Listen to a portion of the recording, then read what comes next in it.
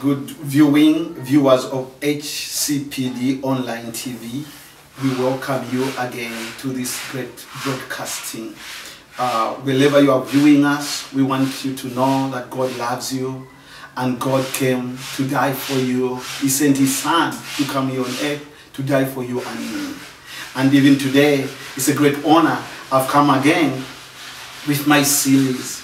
As you were there in the last broadcast, I was talking about life is a journey with 5 stations. And I was saying that stations represent seasons. And if we read in the book of Ecclesiastes chapter 3, verse 1 to 8, is telling us that there is no permanent events. There is no permanent season. I'm telling you, whatsoever you are going through is not permanent. Whatsoever situation you are facing is not permanent. What is permanent, or what will cause your season to be worse, is not learning what lesson you are learning from your season. Because every season has got lessons, every station has got lessons, but there is nothing which is permanent. You will not die poor, because you are not born. There is no one who was born permanently poor. There is nothing which is permanent in life. Everything has got a season.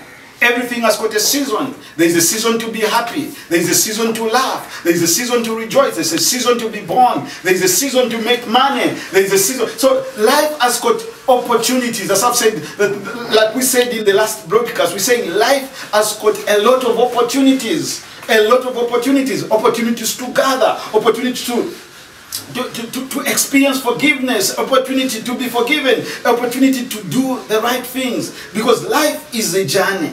But today we want to continue on another segment, which we're saying station number 2. And station number 2, we're saying it is station desperation.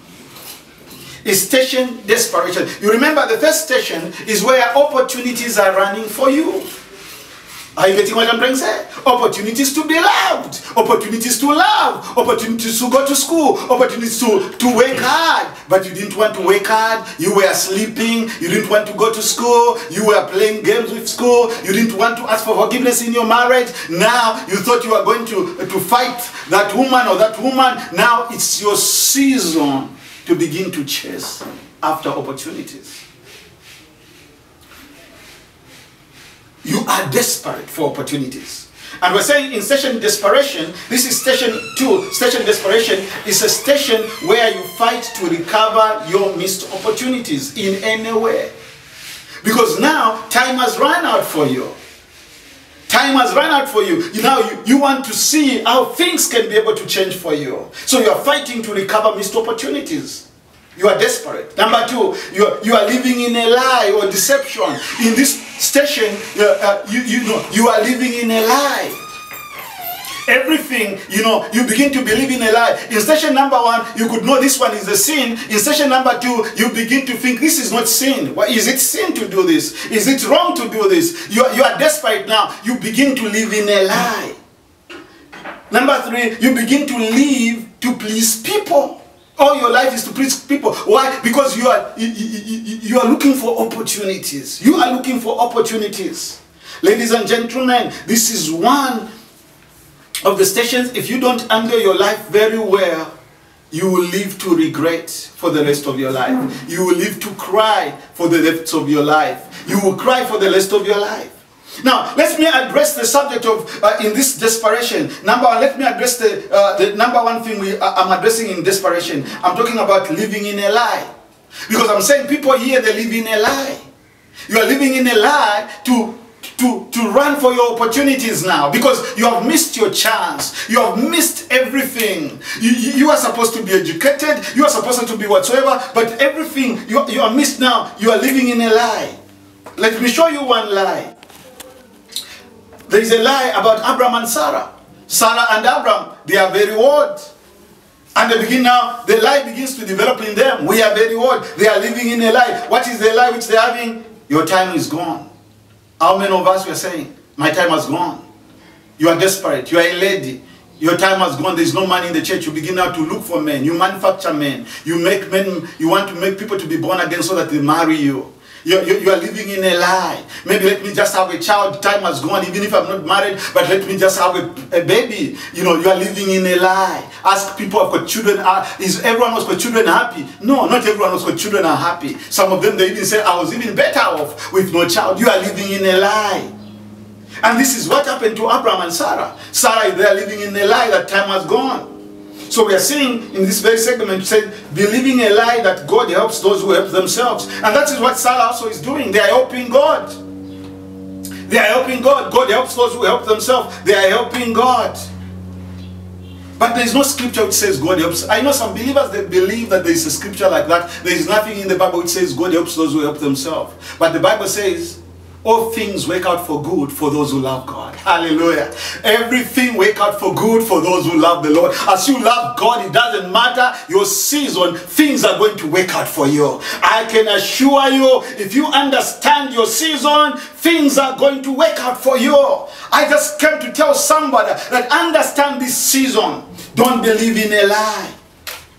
Don't believe in a lie. Romans chapter 8 verse 28, all things work out for good for those who love the Lord. There was a time I also believed in a lie. I began to think time is going up. My friends are having fun. They're having children. I'm delaying to get married or to marry. Are we together? I also began to reach a level of desperation, trying to see how I can make myself happy. But did it work for me? No, it was total deception. We see in living in deception, you are desperate for happiness. There are some people who are desperate for sex. Because of what you are hearing from people or what you feel, you are so desperate. Like in 2 Samuel chapter 13, in 2 Samuel chapter 13, Ammon was desperate for sex. But did it make him happy? Some people, they think when you do sex, you'll be happy. No, it will even make you more worse. Song of Solomon 8 verse 4 says, do not awaken love when it is sleeping. Don't do things which you know you cannot sustain them. Even you young people, don't enter into a relationship which you know you cannot sustain them. So you are desperate for happiness. And one of the happiness people which we live in a lie is desperation for sex. But sex has ruined everybody. Because we watch all adverts, they are all sexy. This world has become so sexualized. We only think about sex, everything whatsoever. But it's a lie of the devil. And you are desperate to experience it. It's a lie of the devil. You won't be happy. Ammon was not happy. He was so sad and he hated it like no one's business. And it ended up killing him. The other thing is desperate for money. You are desperate to make money. Maybe you think time has gone. Everyone, your friends are doing well. Everyone is driving. Everyone is flying. Everyone is going for holidays. You also want to make money. You are desperate for money. Luke chapter 8 verse 14 says, you cannot even grow in your Christian life. It's like you are a seed planted on the thorns. As you are growing the thorns, that is the treasures of this world, the desires of this world, they are putting you down. You can't grow in your Christian life because you are desperate to make money. You are desperate for happiness. You are desperate for everything. You cannot grow. You even forget the real essence of Christianity. Ecclesiastes chapter 5 verse 10. Let me read that for us so that we can be able to understand what God is doing. Ecclesiastes chapter 10, chapter 5 verse 10. Ecclesiastes chapter 5 verse 10. The Bible says, he who loves money will not be satisfied with money. No, he who loves abundance with its income. This too is vanity. He's saying, let me read it again. He who loves money will not be satisfied with money. Money will never make you happy. He who loves money will never be satisfied. You are desperate. You just want money at all costs. He says, it can never make you happy. First Timothy chapter 6 verse 10, he says, for the love of money is the root of all evil. You know, the time you are desperate for money, you can compromise to make money. You can sell your body to make money. You can steal to make money. It's the love of money. You may miss heaven. Let's talk about number 2. We're saying living to please people. Matthew 11 verse 16 to 17. Matthew 11 verse 16 to 17. Matthew 11 verse 16 to 17. Let's see what is happening there. Living to please people. 11 verse 16 to 17. But what can I compare this generation? It is like children sitting in the marketplaces who call out to the others, children, and say, we played the flute for you and you did not dance. We sang a digli and you did not mourn. pleasing people. Maybe if we do this, I'll make somebody happy. If I do this, because not that you want to be happy, you want to be accepted by people. You want opportunities to come. So you want to do anything to make opportunities to come. Living to please people. Doing things to suit everyone so that you can have opportunities. King Saul sacrificed in desperation when it was not the role of the king to sacrifice.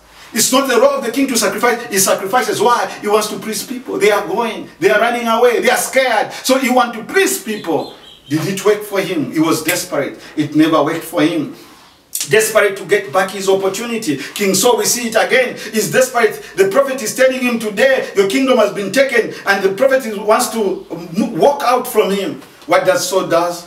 Saul wards his edge of the gown of the king, of Samuel, prophet Samuel, and he tears it. And Samuel says, you have torn your kingdom. It is over.